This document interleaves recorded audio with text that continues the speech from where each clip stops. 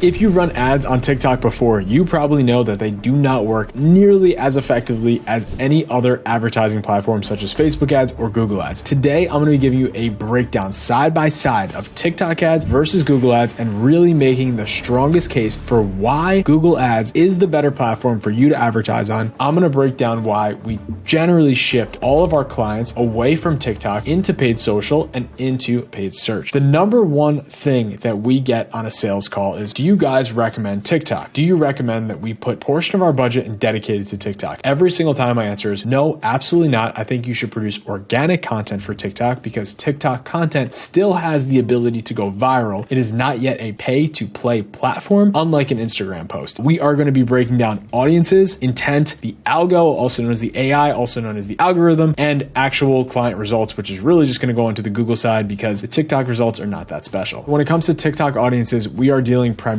with a young audience, usually in the range of 13 to 21, and that's the people that are going to spend the most amount of time on the platform. The problem with a young audience is they have the least disposable income of any single cohort that you could possibly target. So when you look at the chart of the entire United States and you look who has the most disposable income, basically this means who could spend the most amount of money, meaning from 0 to 21, it looks essentially like this. And then onwards from there, 22 to really 55, your most earning years, your spike goes straight up. Why would we want to hit people in this window when we could hit people all here? If you are a lower average order value product, these purchases become nearly instant to someone. A $20, $30 purchase for your product might become kind of a big deal for a 13 to 21 year old, but actually might just feel like an everyday expense for someone older than that. On the flip side to that, if you have a high AOV product, it's not even going to be in the range of possibilities for a 13 to 21 year old. We want to very specifically target this cohort here, which is at least over 22. What you'll find if you look at your data very closely is most of your purchases come from people 25 to 35 or 35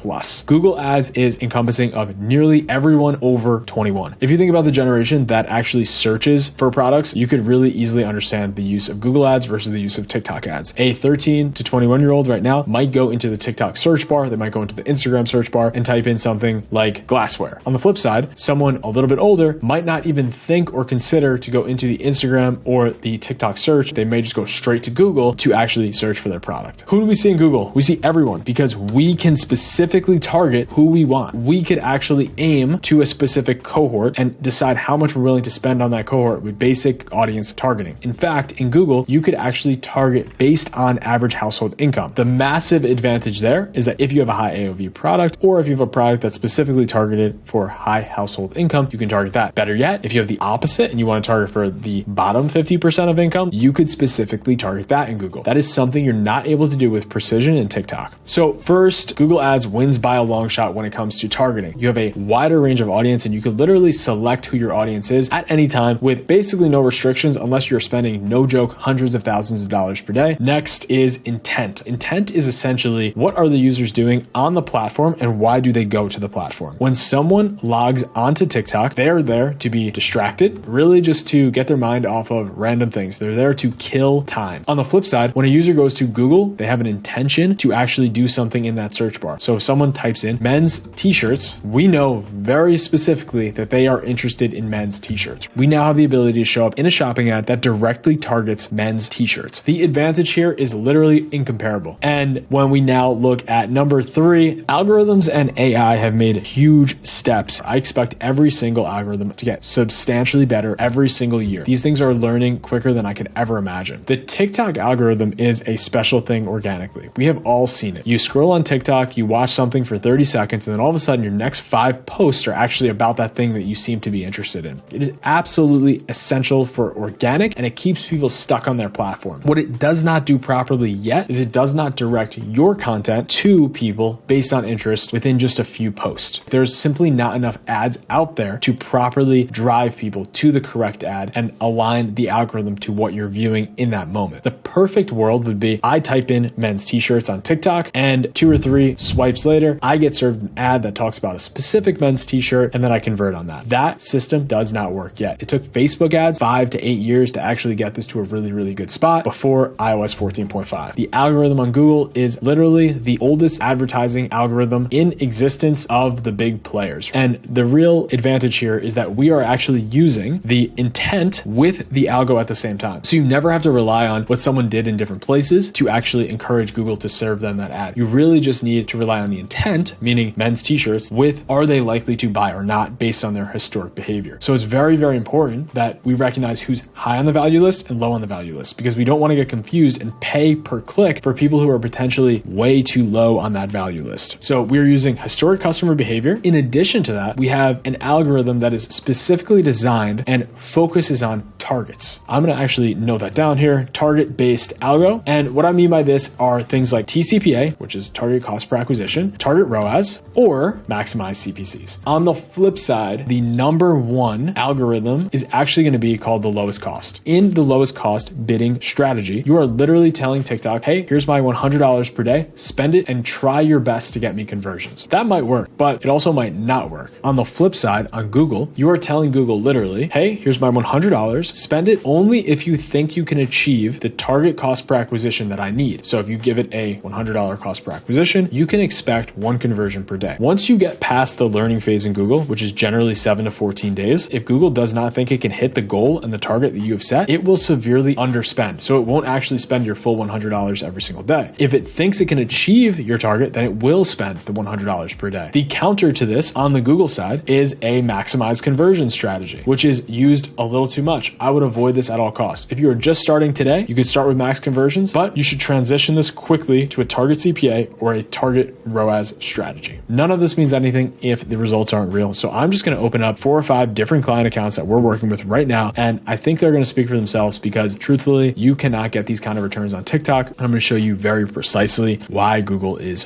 better. This first ad account last 30 days has spent $19,000 to drive $91.9 thousand in sales at a 4.83 ROAS. We spend $1, we make $4.83 back. There's not that much of a variance on a day to day. You do have a little spike here where we come up a little bit and down the next day. Generally speaking, very, very consistent. For this client in particular, we are driving with 2 primary campaigns. This retail campaign is just to support their local business, their storefront. But in the case, we're driving 2 primary campaigns, a standard shopping campaign, which covers every single product that we're running, and a PMAX campaign that covers our on sale products specifically. You can see both of these campaigns drive between a 4.6 and a 5.5 ROAS, really, really efficient. Second account. In this account, over the last 30 days, we spent around $12,000 to drive nearly $30,000 in revenue at a 2.51 ROAS. And if we look into the campaign, we are literally driving one campaign, driving $11,000, nearly $12,000 in spend and $30,000 in revenue at a 2.5 ROAS. This is a supplements company that literally needs a 1.5x to be profitable. So think about how much more money we're making them, nearly doubling their profits just on this ROAS alone at that level of spend. Next account here. In this account, we spent nearly $42,000 to drive $273,000 in sales at a 6.5 ROAS. We're running one Performance Max campaign, one standard shopping campaign, both of which have about 50% of the budget, $22K versus $19K respectively, and then each of which have over a 6x ROAS. The standard shopping campaign with a 6.16 and the PMAX campaign with a 6.88. Absolutely crushing it here. And really, this comes down to a simple setup with dozens of asset groups within here and dozens of different levers within those campaigns, but we're not overcomplicating our strategy. You can see here, $40,000 in 60 days, almost $1,000 in spend per day. Next look, we are doing a 90-day look back for a brand that we're working with right now, $56,000 in spend at a 4x ROAS. And you're going to love this even more because the same thing is applying here. In this case, because the spend's a little bit higher, we do have a few more breakouts. You can see here, we are actually running a total of 8 different campaigns, and we're breaking things out by specific category and by target. So this is a little bit different. In this case, the categories that I'm referring to are price point breakouts, but I just want to be really, really clear here. These are not overcomplicated, and we still have one single campaign that's spending the majority of the money, $37,000 out of the $56,000. Last brand that we're going to be going through is a tech-based brand. In the last 90 days, we've spent $38,000 for this brand at a 9.59 ROAS. So we spent 38 grand to drive 368K. So how did we do this? You're going to notice the exact same setup that we keep seeing over and over and over again, one Performance Max campaign, a little bit different. We actually have a branded search campaign in here. This Performance Max campaign is the dominant driver, $28,000 in total cost, 414 conversions at an 8.14 ROAS. And then we have our branded search campaign that spent $7,800 at a 17x ROAS. You run it at a target impression share. And then the Performance Max campaign is just running wide and broad. As you can see, 12 million impressions at a 37-cent cost per click, driving that 8.14 return on ad spend. We have seen ad accounts in the 2 all the way to 8.5x ROAS. It's going to highly depend on your conversion rate, your products, what you're actually selling, and if your product is truly good enough to sell. It is not going to blow up your brand by showing something on TikTok Shops. When everyone else is zigging on TikTok Shops, zag onto Google, where it works the best, where historically brands have spent the most amount of money in advertising over all time. If you have questions on why I have such a hard stance on Google Ads, let me know in the comments below. If you're spending over $30,000, you can apply to work with us on our website below. If you're under $30,000, keep growing. Use all the content on this channel to your advantage. And then once you get to 30, hit me up. All right, see you everyone.